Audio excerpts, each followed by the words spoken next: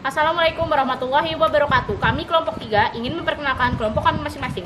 Saya, Melia Yunintias, kelas 442B27 dengan nomor NIM 441908886 dan sebelah saya adalah Rahmat Hidayat 442B27 nomor NIM 449. dan sebelah saya Saya Muhammad Arifadin Putra Senali dari kelas 442B27 dengan NIM 44190 Nama saya Teofani Hotmauli Manik dengan NIM 441906885. Nama saya Nabila Tramawati dengan NIM 4419071. sekian dari kami. Saksikan videonya. Assalamualaikum warahmatullahi wabarakatuh. Nama saya Muhammad Arifadin Putra Senali. Saya Rahmat Hidayat. Kami dari kelas 442B27 Ingin membawakan materi seputar COVID-19 yang akan dijelaskan oleh narator kita, Nabila.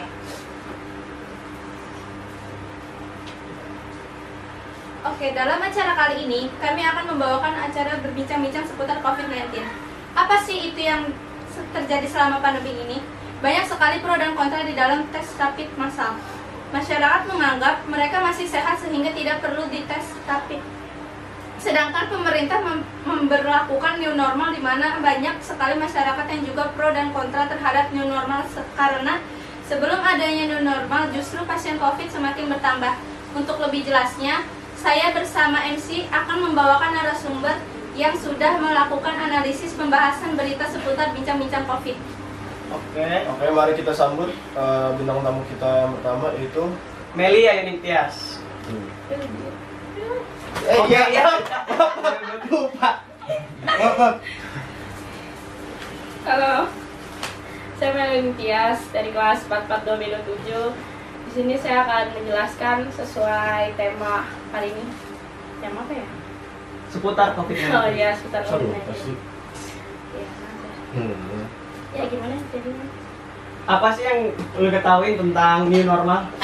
Kalau menurut saya tuh new normal itu kayak new itu kan baru, normal kan berarti ya pada umumnya seperti biasa kembali lagi, berarti kembali ke semula cuman pakai gaya baru gitu kan.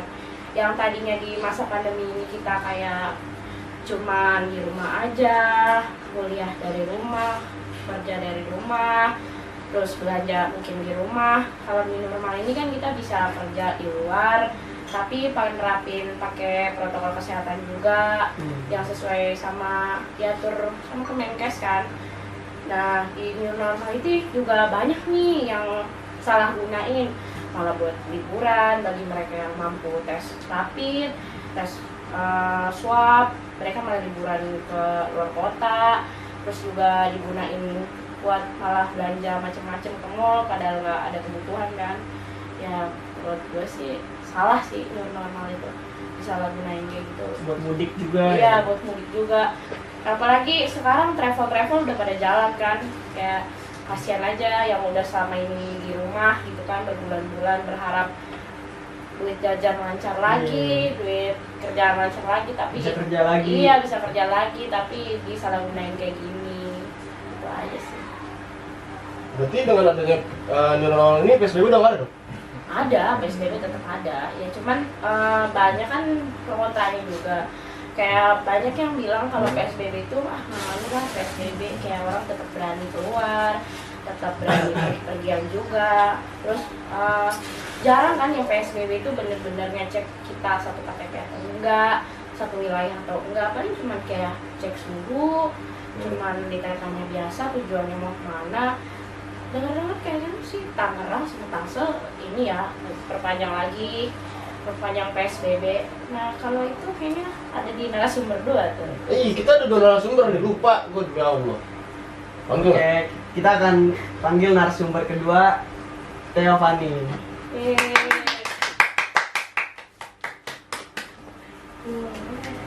Hai, apa kabar? Baik. Alhamdulillah. Sehat. Berit ada. Ayo dong. Jelasin. Jadi, gimana sih menurut lu tentang PSBB? PSBB itu kan pembatasan sosial berskala besar. Terus PSBB itu kayak membatasi aktivitas masyarakat ketika berkegiatan di luar rumah dengan mengikuti protokol kesehatan. Jadi Kalau yang misal nggak sih? Son, Iya. berpengaruh besar nggak sih? Iya. Berpengaruhnya buat apa? Mungkin berpengaruh buat sedikit membatasi gerak-gerik si virus itu. Terus juga banyak kan hambatannya, kayak ruang lingkup kerjanya jadi semakin sempit, yang biasa kita saling interaksi untuk gue ada kerjaan ini tolong bantu, kayak kita jadi semakin kerepotan gitu kan, karena pembatasan sosial ini, physical distancing segala macem. Terus worth it-nya juga ya, kita yang tadinya sembarangan bisa sentuh-sentuh orang, sentuh apapun kayak salaman hai gitu, cipika-cipiki jadi nggak bisa. Ya ada, iya ada sebenarnya ada plus minusnya juga. Selain apalagi kan banyak nih ibu-ibu komplek yang anti bakteri banget kan, Iya. ya nggak bisa gitu salaman, nggak bisa ketemu orang cipika-cipiki, ya untunglah kayak gitu. Jadi kendaraan juga bisa terkendali lah dengan adanya PSBB ini. Supaya semua orang bisa keluar. Jadi pembatasannya itu pembatasan apa aja itu? Boleh jelasin? Kayak aktivitas sekolah gitu kan, jadi libur. Terus kegiatan keagamaan. Jadi dirumahkan semua gitu Ya, ya? jadi kayak Kalau ada new normal gini, menurut lu pada untung nggak? Bagi yang kerja sih untung ya, kayak gua kan kerja gini. Menurut gua untung karena yang tadinya kerjaan tuh kan orang pada kayak secure, takut buat keluar. Gua nggak mau kerja deh, takut jangan apa-apa kerja di rumah aja. Tapi dengan adanya new normal, orang kayak ya udahlah, udah new normal, insya Allah aman. Yang penting nerapin protokol kesehatan segala macem. Kayak lu kalau ke kantor atau ke mall pakai cuci tangan, terus kayak pakai sanitizer. Terus juga apa sih katanya ada face shield gitu ya, yang Iya. dijual itu kan, katanya ya walaupun kurang efektif, seenggaknya kita bisa ngurangin untuk bersentuhan, terus berbicara bagi kita Tapi yang bukannya resikonya lebih tinggi? iya memang resikonya emang lebih tinggi karena kan kita nggak tahu kan orang itu dari mana, terus juga kondisi dia apa di zona yang apa kita kan nggak tahu ya, semua itu tergantung sih dari diri kita sendiri sebenarnya.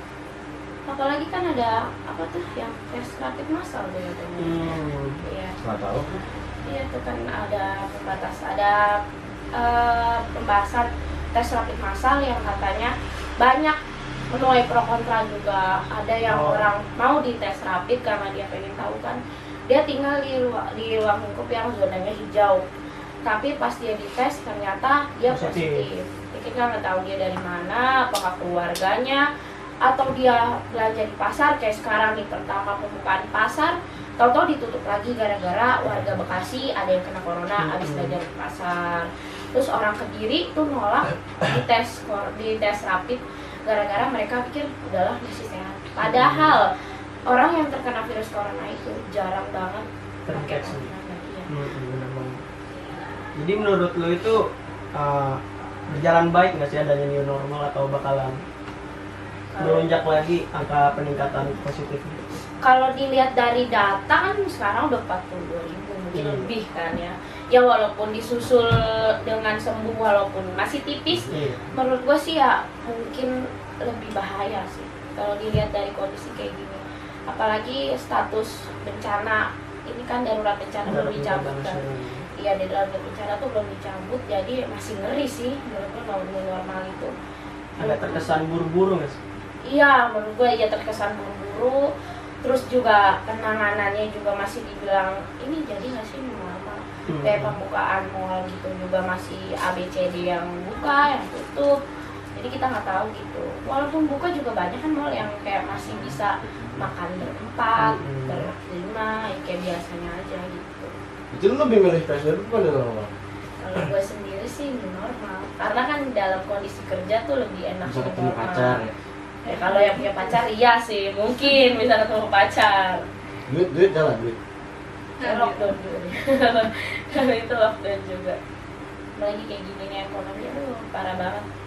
Kemarin kan baru ada kasus yang ibu hamil 9 bulan, dia udah rumah sakit, dia nggak ditanganin sama pihak medis karena dia belum rapid test. Kan ada protokol kalau mau melahirkan harus rapid Iya, test harus dulu. rapid test.